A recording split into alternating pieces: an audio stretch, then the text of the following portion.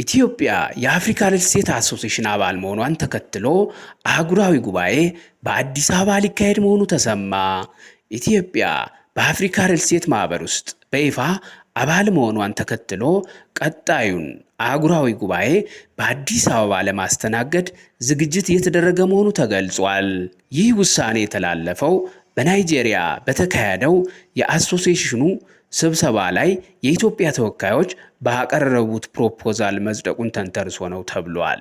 የኢትዮጵያ የሪል ስቴት አልሚዎች ማህበር የቦርድ ሰብሳቢ አቶ አለማየሁ ከተማ ይህ አህጉራዊ መድረክ በኢትዮጵያ መካሄዱ ያለውን ፋይዳ ለዝግጅቱ በተሰናዳ መግለጫ ላይ ማብራሪያ ሰጥተውበታል። በሌላ መረጃ በኢትዮጵያ የሪል ስቴት ዘርፍ እምነትን ለመመለስ የሚያስገድድ የኤስክሮው የባንክ ሂሳብ አሰራር ተግባራዊ ሊደረግ ነው ተብሏል።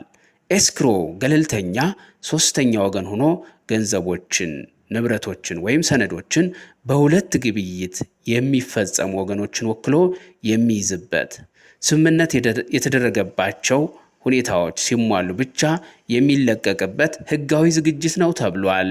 ሁሉም ውሎች እስኪጠናቀቁ ድረስ ንብረቶችን በመጠበቅ እንደ ሪል ስቴት የመስመር ላይ ግብይቶች ወይም ውህደት ባላቸው ከፍተኛ አክሲዮኖች ውስጥ ያለውን ስጋት ይቀንሳል ነው የተባለው።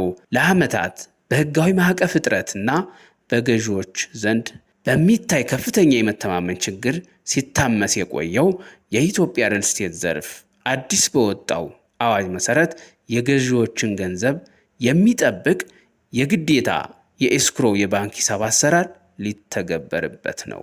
በቅርቡ የጸደቀው የሪል ስቴት ልማትና የማይንቀሳቀስ ንብረት ግብይትና ግመታ አዋጅ አልሚዎች ከገዢዎች የሚሰበስቡትን ገንዘብ እንደፈለጉ እንዳይጠቀሙ ይከለክላል።